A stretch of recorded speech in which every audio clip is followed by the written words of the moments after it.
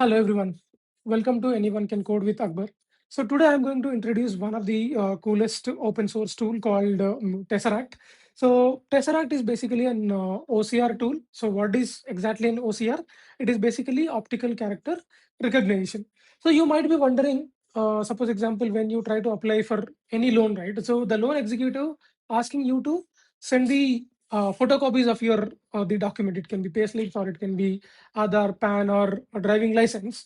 So how they are getting the required information from those documents? Is they really extracting the data manually and inserting the data? No, right? It is very tedious process.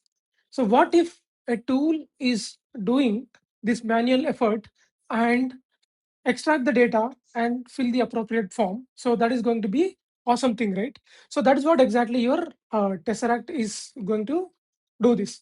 And even the Tesseract tool is widely adapted and used in artificial intelligence and machine learning use cases.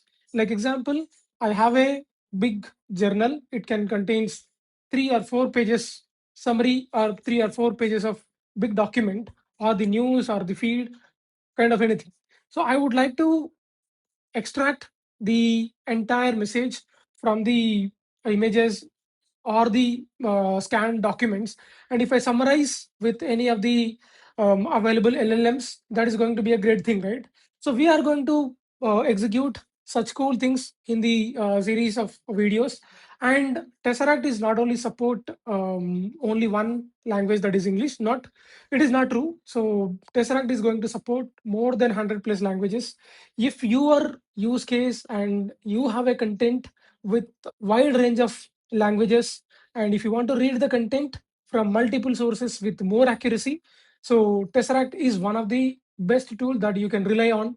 Get the data, transform it, train your AI and ML models, which is going to do the lot of cool things for you. So in the next couple of videos I prepared how Tesseract will be integrated with Python, with Java, as well as I'm going to introduce how you can run a couple of queries or the commands from the command line, how you're going to install, set up in your local. So all those things we are going to discuss in the subsequent sessions. Hope those videos definitely will help you out. Thank you for watching. If you are watching the video for the first time, please like, share, and subscribe the channel. Thank you for watching.